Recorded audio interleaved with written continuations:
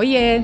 Essa é a primeira vez que você me ouve aqui, mas se você acompanha a Rede Câmara São Paulo, então já me conhece. Eu sou a Carol Câmara. E eu sou a Suelen Gonçalves, e você já deve ter me ouvido ou me visto também.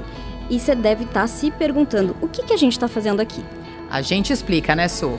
Em março, mais precisamente no dia 8, é celebrado o Dia Internacional da Mulher. A data foi instituída em 1975 pela ONU, a Organização das Nações Unidas, e atualmente é celebrada em mais de 100 países, inclusive o Brasil, com um dia de protesto pelos direitos femininos. E a Câmara de São Paulo tem uma história muito rica de participação feminina na política e na luta pelo direito das mulheres, né, Carol? Que vai ser contada aqui em 3 capítulos no Vozes da Câmara ao longo desse mês de março. Para isso, nada melhor do que essas histórias serem contadas também por mulheres, não é mesmo, Su? É isso, e nesse primeiro capítulo o tema é justamente história. Como se deu a participação feminina na Câmara ao longo dos anos? Preparado? Então vem com a gente.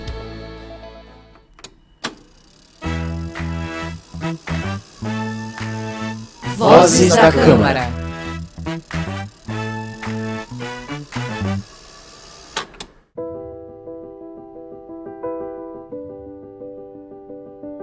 A primeira mulher vereadora na cidade de São Paulo foi Elisa Abramovich, em 1947, eleita pelo extinto PST, o Partido Social Trabalhista.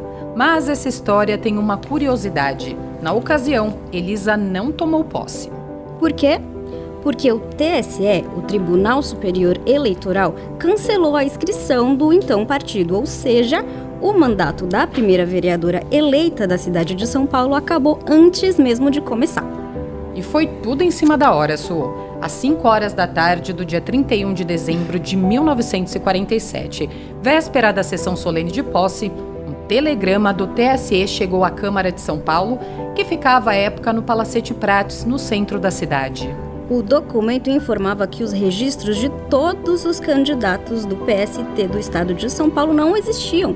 Assim, Elisa e outros 3 parlamentares que perderam os mandatos se uniram em uma centena de pessoas para protestar contra essa cassação. A multidão tentou invadir o Palacete Prates, mas foi impedida. E também foi assim que acabou a atuação de Elisa na política pública. No entanto, justiça foi feita após 66 anos. Em 2013, a mesa diretora da Câmara de São Paulo reconheceu formalmente o mandato dela. Então, se a primeira vereadora não assumiu de fato, quando foi a primeira vez de uma mulher na cadeira de vereadora na capital? Aconteceu em 1952.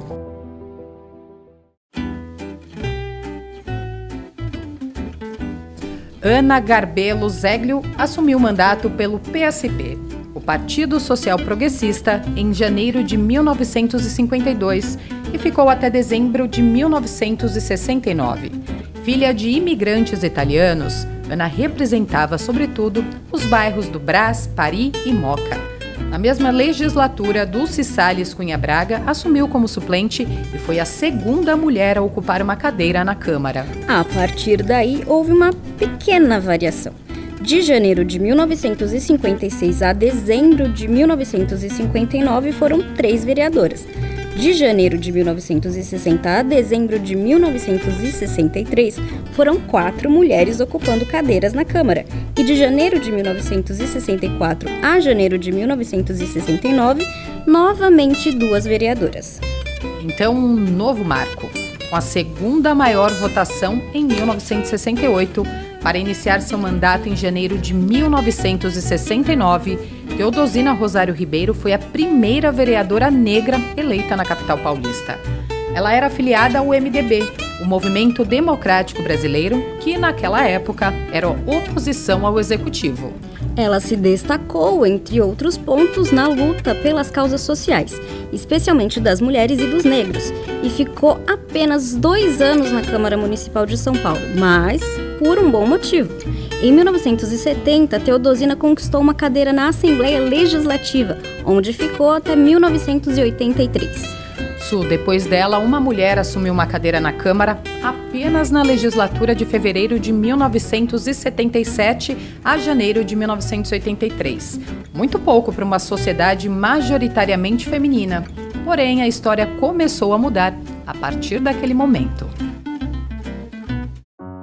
A representatividade feminina na Câmara aumentou exponencialmente com a abertura do regime ditatorial e o início do processo de redemocratização do país. Na legislatura de fevereiro de 1983 a dezembro de 1988, por exemplo, foram 5 mulheres eleitas. Bom começo, né, Carol?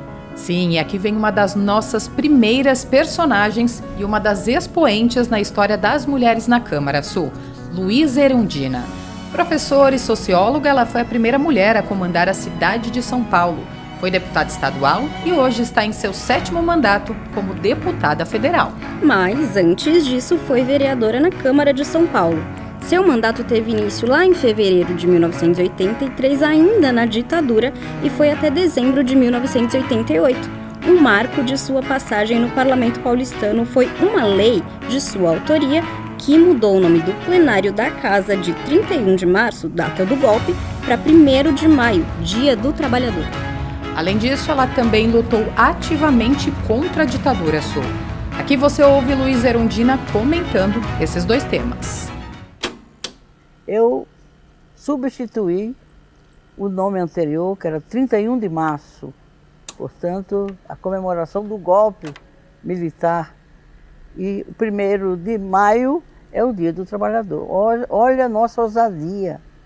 O principal parlamento municipal do país, né, que tinha um nome que homenageava a data em que se deu o golpe no país, 31 de março, por uma outra data dos trabalhadores que lutaram contra a ditadura e que derrubaram a ditadura durante 21 anos. Então nós tínhamos, de fato, a coragem do louco. Portanto, era uma luta permanente contra o arbítrio, a ditadura militar, civil-militar e pela democracia. Então nós não deixávamos escapar um espaço, uma ocasião que fosse, que não se denunciasse o regime militar, civil-militar e o desrespeito à democracia e ao Estado Democrático de Direito. Contemporânea de Luísa Erundina na Câmara, Tereza Lajolo foi vereadora de fevereiro de 1983 até dezembro de 1996, um ano depois de eu ter nascido. Também foi secretária de Transportes. Em seu 2º mandato, de janeiro de 1989 a dezembro de 1992, ela foi integrante da Comissão Municipal da Verdade e da CPI da Vala de Perus. Neste trecho, Tereza Lajolo conta sobre sua experiência na comissão que investigou as ossadas. Interessante que o dia que foi revelada a existência da Vala de Perus, no dia 4 de setembro, nós levamos o maior susto, porque nós não sabíamos. Ninguém sabia da Vala de Perus. Foram encontrados 1.000 e tantos sacos de ossadas dentro daquela vala. Aquela vala ali representa o crematório que não existiu lá em Perus. Porque a ideia inicial, apesar da reivindicação popular que existia lá de de um cemitério ali na região, por causa que eles usavam um outro cemitério Caieiras e não estava dando mais para colocar, o pessoal de Perus não sabia, não conhecia a planta. E foi dado de presente para eles o cemitério, E nesse cemitério a ideia, nós descobrimos com a CPI aqui da Vala, que a proposta era da existência de um crematório lá no cemitério. E esse crematório, eles pretendiam queimar, né? Tá certo? Todas as pessoas que fossem enterradas lá, não. Eles estavam pensando em cremar todos aqueles que nós descobrimos na época, depois com essas análises, que foram mortos pela ditadura militar, torturados e mortos, como também muitos que foram da época do Esquadrão da Morte, tudo isso, tá certo? Agora, quem era uma pessoa que não tinha esses vínculos ia ser enterrado normalmente. Então, essa era a ideia de crematório nesta situação. Por não ter o crematório, eles resolveram fazer a vala. Então, puseram todo mundo dentro da vala. E essa vala ficou escondida lá e o pessoal, sem saber, apesar de que eles procuravam nos livros, algumas coisas sobre certas pessoas que estavam enterradas lá e não encontravam, o pessoal vinha. Então tinha uma série de indagações, aí a gente investigou toda a parte. Então era isso.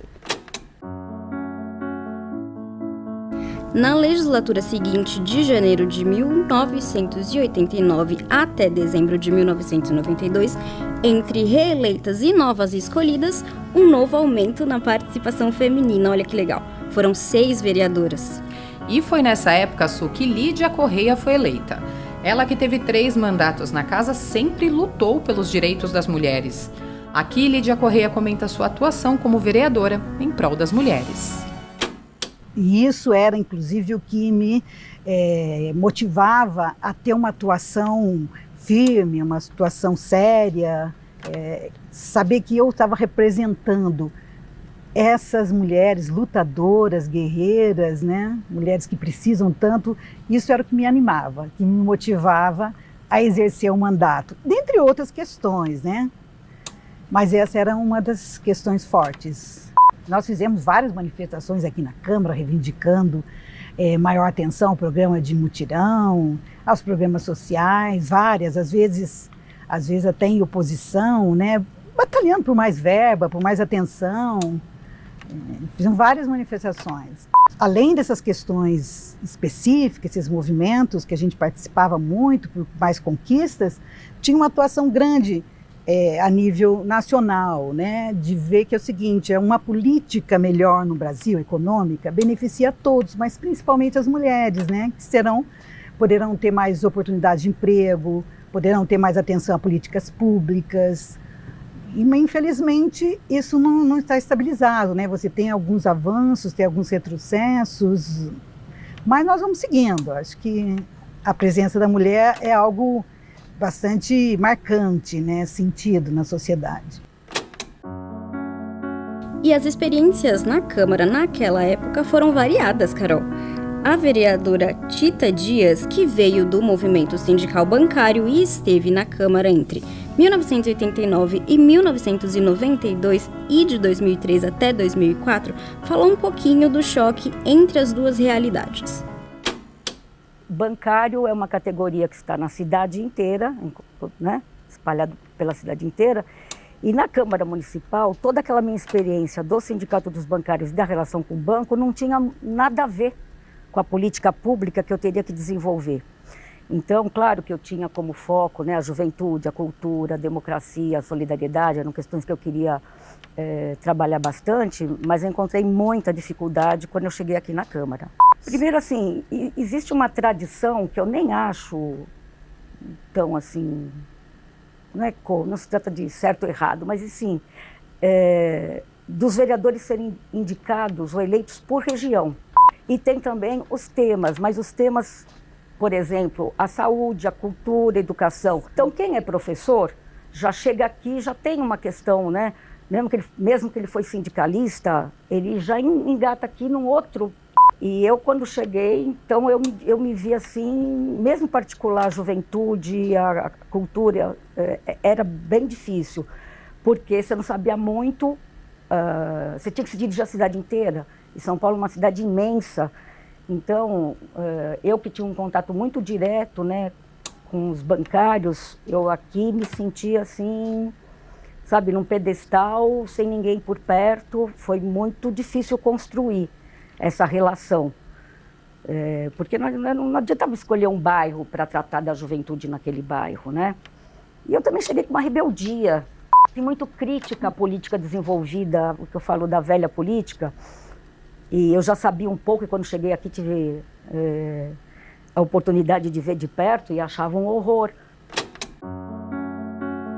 A legislatura seguinte, de janeiro de 1993 a dezembro de 1996, também teve 6 vereadoras, entre elas a Aldaísa Sposati, que ficou na casa até 2004 e se tornou uma referência em políticas públicas. A Aldaísa Sposati foi responsável por uma série de iniciativas para avanços sociais, como a legislação de atendimento à população de rua e a criação da Comissão Extraordinária da Criança e do Adolescente, que ela comenta aqui agora.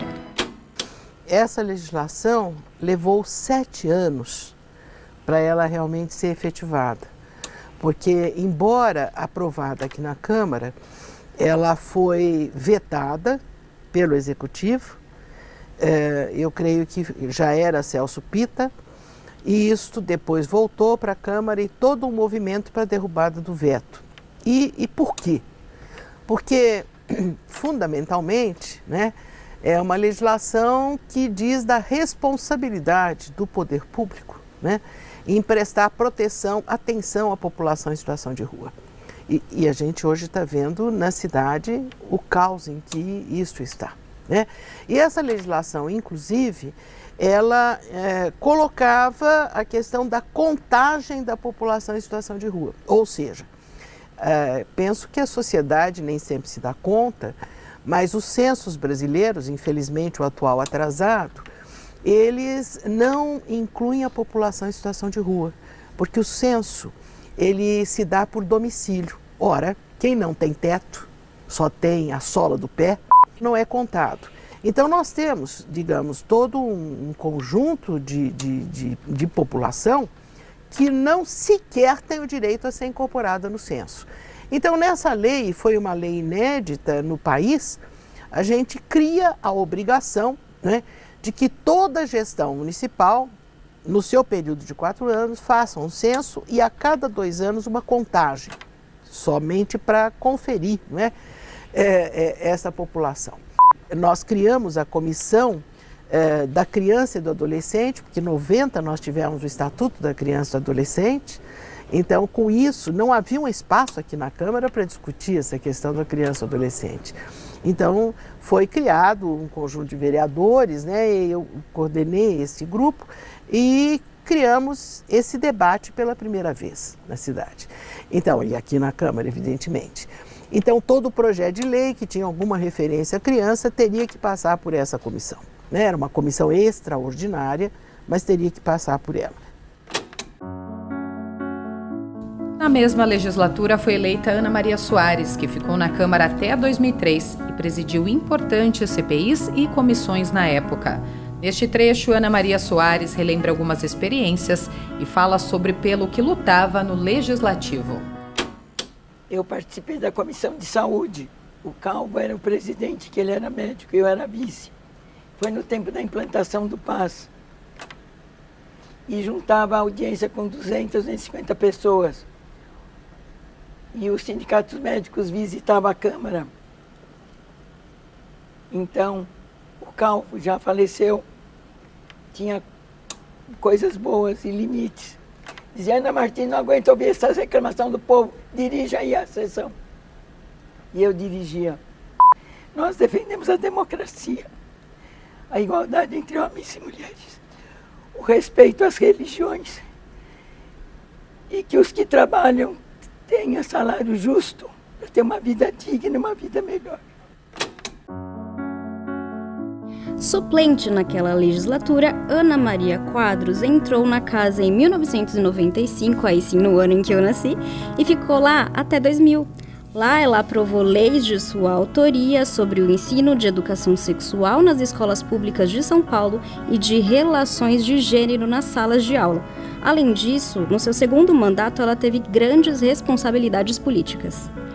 Ana Maria Quadros foi presidente da comissão que investigou a quebra de decoro parlamentar de uma das caçadas da máfia dos fiscais, a ex-vereadora Maeli Verginiano, que comandou os trabalhos do impeachment de Celso Pitta. Aqui ela fala um pouco sobre o impeachment.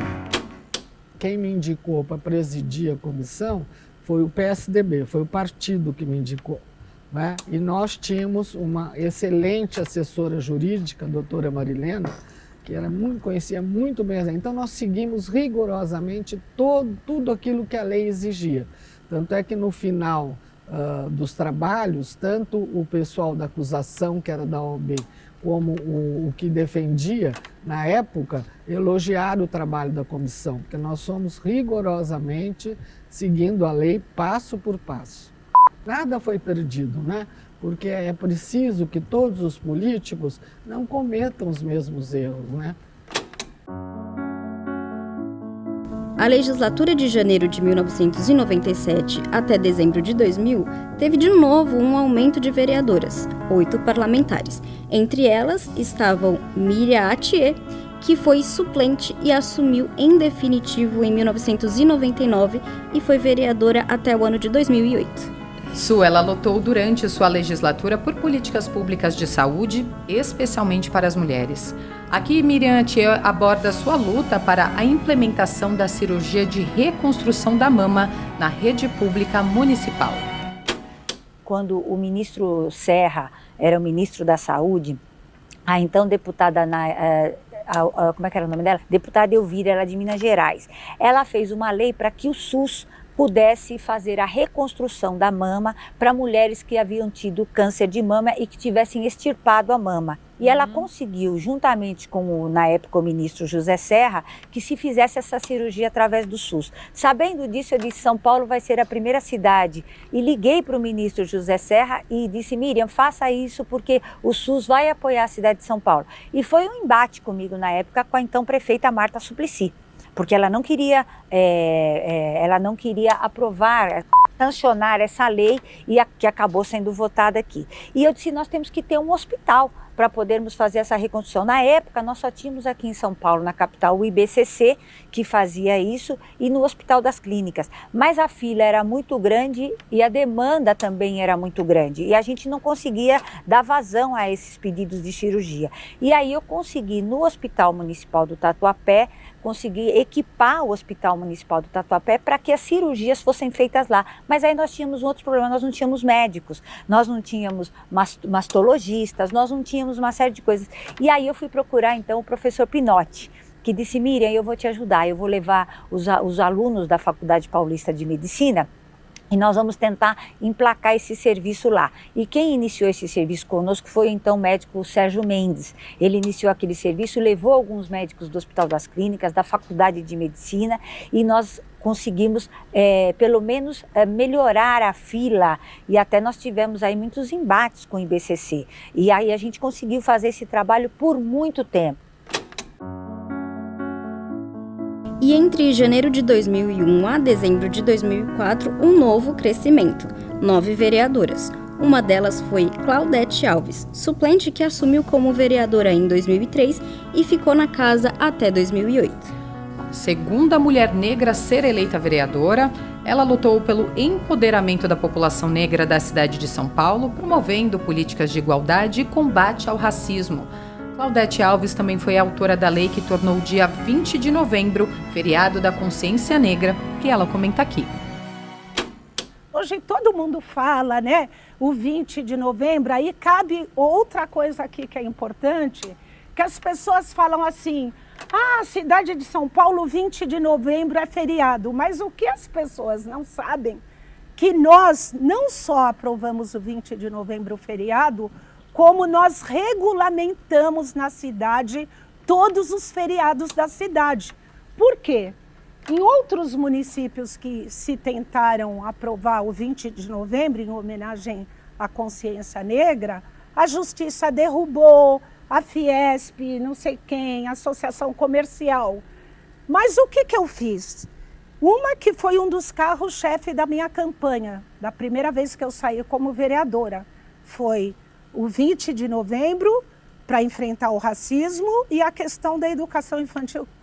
E aí, o que eu fiz, sabedora? Porque até então nós tínhamos o feriado no estado de Sergipe, onde Zumbi foi assassinado na Serra da Barriga, o estado todo e o estado do Rio de Janeiro. E eu vinha no movimento há muitos anos de pedir para vereadores apresentar, fazer, enfim, nada. Fazia movimentos de rua externo no 20 de novembro para tornar feriado. E aí as pessoas acham que foi assim, não foi assim. Eu deixei essa casa aqui em Polvorosa várias vezes. Eu tenho orgulho, a minha filha sabe. Último dia do ano, eu fico contando os últimos minutos para abrir a bolsa. Você abre lá 001 segundo.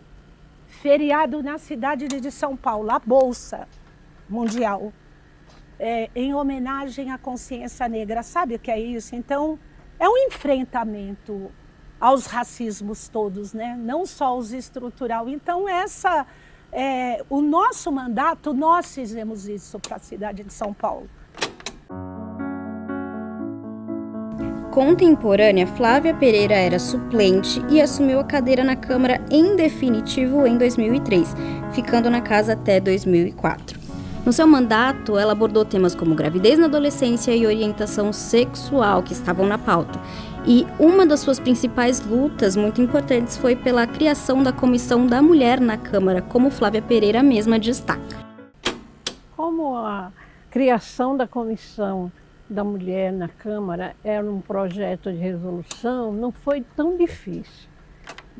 Foi votado, então recebeu 29 votos e foi. O outro pessoal, outros vereadores não votaram na comissão, mas ela foi votada e colocada já em prática, logo que foi aprovada aqui no plenário. Então não foi tão difícil, os outros projetos foram bastante, é tanto que estão aí ainda esperando quem pegue eles e bota em prática para ser aprovado. Isso já de janeiro de 2005 a dezembro de 2008, a nova legislatura da Câmara de São Paulo registrou 9 vereadoras, e uma delas foi Soninha Francini. Ela foi secretária municipal dos Direitos Humanos e também da Assistência Social, além de subprefeita da Lapa e vereadora de 2005 até 2008, quando foi a mulher mais bem votada da Câmara. A Soninha Francini ainda ocupou o cargo de vereadora de 2017 a 2020. Em seus 2 momentos na casa, entre outras importantes leis, ela aprovou a que obriga as baladas a oferecerem água de graça para os clientes. Se até hoje ainda é meio tabu falar em redução de danos, né? O que o projeto estabelece? Que os locais de balada têm de dispor de água grátis, bebedouro, gratuito. Por quê?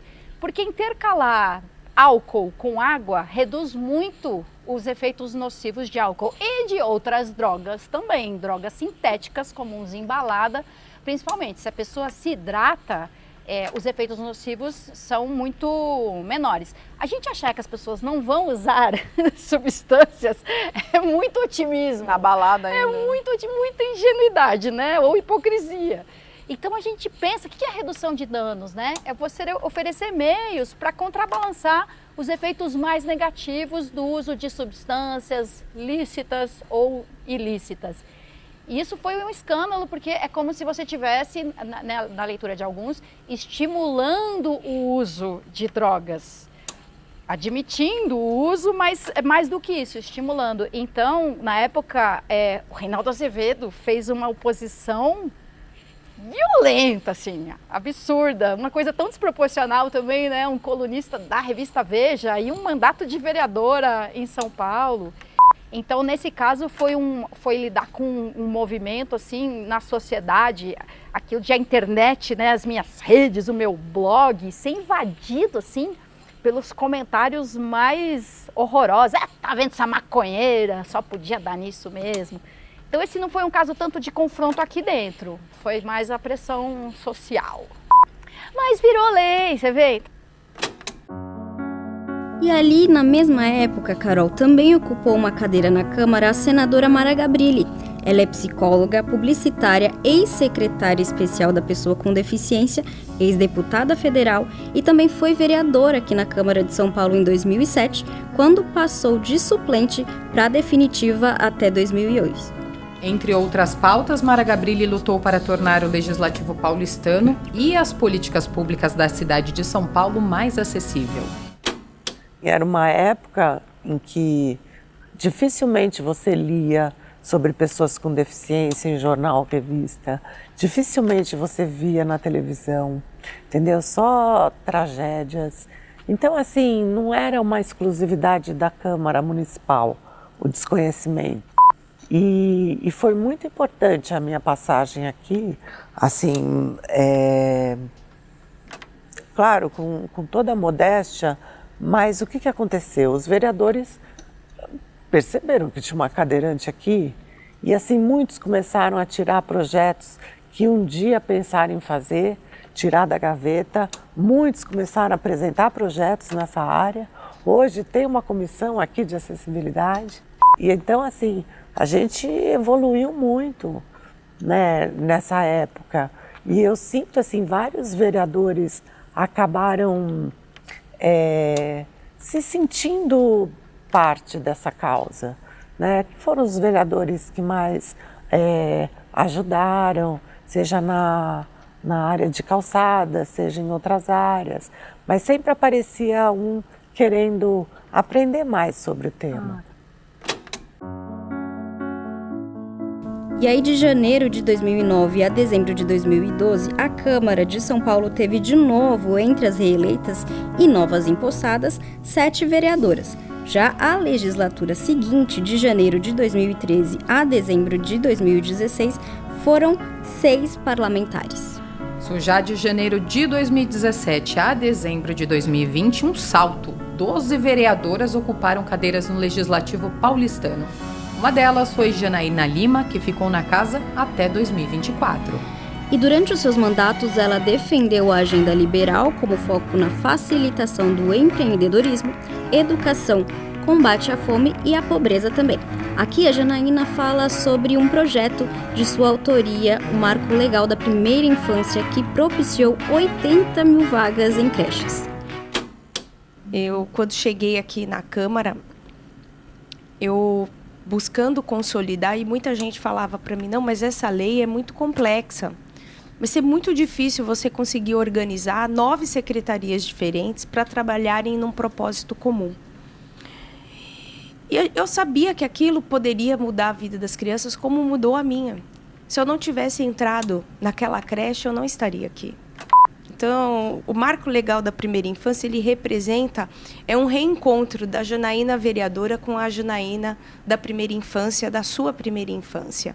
Então, eu lembro que quando minha professora perguntou o que você quer ser quando crescer, e que eu disse advogada, e que a creche inteira ficou tentando me demover da ideia, com medo de eu crescer uma jovem frustrada, eu transformei aquele potencial de frustração em orgulho.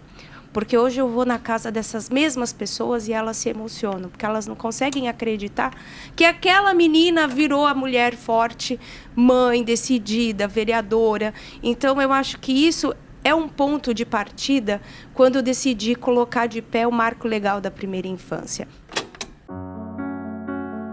E, por fim, a última legislatura encerrada, de janeiro de 2021 a dezembro de 2024, teve 13 mulheres vereadoras, o maior número até então, Su. A vereadora Elaine do Quilombo Periférico, que ficou na casa até 2024, foi uma delas. Mulher negra e periférica, sua atuação foi pautada principalmente na luta pelos direitos da população das extremidades da cidade. Aqui, Elaine do Quilombo Periférico fala sobre como a representatividade é importante para a luta na política. Eu acho que é o motivo de eu estar na política, inclusive. A gente costuma dizer que na periferia não tem uma escola, uma rua asfaltada, um posto de saúde que não tenha sido feito pela luta dos moradores. E não há lugar em que essa luta não tenha sido feita majoritariamente por mulheres. Isso aí é a história da cidade de São Paulo. A luta por creche, a luta por hospital, é a história de mulheres.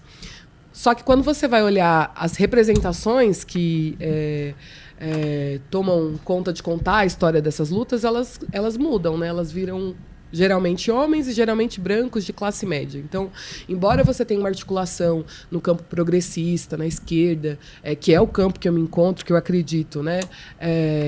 Que é de mulheres, é de negros, é de pessoas da periferia, muitas vezes quando isso passa a ser a vanguarda, passa a ser a representação política, intelectual, econômica, isso volta para as mãos de quem sempre esteve nesse lugar, né? Pessoas brancas, de classe média, intelectuais, enfim.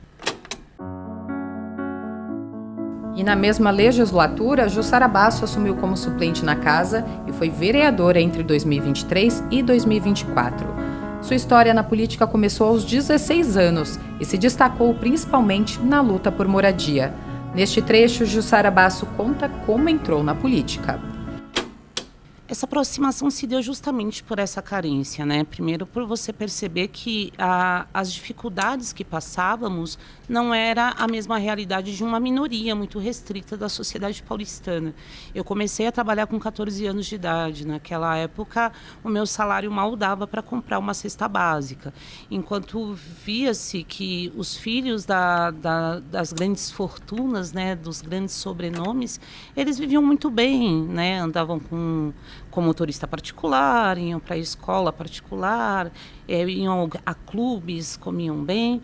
Essa desigualdade entre esses dois mundos me fez começar a questionar, né, de que forma seria possível intervir, né, de por que nós, moradoras da periferia, a gente não conseguia alcançar de fato um emprego que nos trouxesse uma renda que permitisse lazer, cultura, esporte, nos vestir, comer bem, ter uma moradia digna, porque não diz respeito a 300 cômodos numa casa, mas pelo menos o suficiente para que uma família de 5 pessoas possa viver com mais dignidade.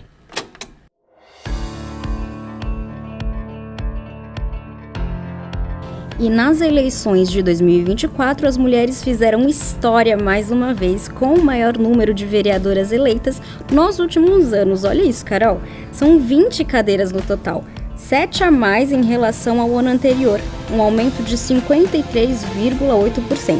Mas sobre a nova legislatura, a gente ainda vai falar num outro momento. E aqui vale um lembrete também. Este é um recorte de uma história enorme, com mais passagens importantes. E, infelizmente, né, Su, a gente não consegue resgatar trechos de entrevistas de todas as ex-vereadoras que passaram pela casa. Mas, no portal da Câmara, você encontra uma página especial com mais informações sobre todas as ex e atuais vereadoras da casa, em uma linha do tempo com todas as legislaturas. O link está aqui na descrição desse episódio.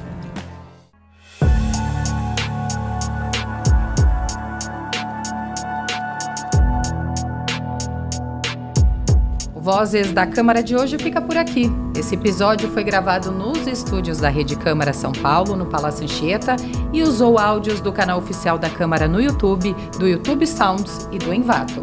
E a gente tem que falar, né, Carol? O Vozes da Câmara só é possível graças a uma grande e dedicada equipe. Locução por Carol Câmara, que está aqui comigo, e eu, Suelen Gonçalves. O roteiro desse episódio foi de Daniel Monteiro, com base no material produzido pela Rede Câmara. A produção é de Débora Delosso, captação de áudio por Ogart Santos, João do Amaral e Débora Leles. Suporte técnico de David Santos, edição de áudio e finalização de Daniel Monteiro. Coordenação geral Geldean Alves e Flávio Munhoz. Essa é uma produção da Rede Câmara São Paulo. No portal da Câmara em sãopaulo.sp.leg.br, no canal da Câmara no YouTube e nas redes sociais em @Câmara São Paulo, tudo junto, você pode acompanhar tudo o que acontece no Legislativo Paulistano. Um abraço e até o próximo episódio do Vozes da Câmara. Rede Câmara São Paulo, sua conexão com a política da cidade.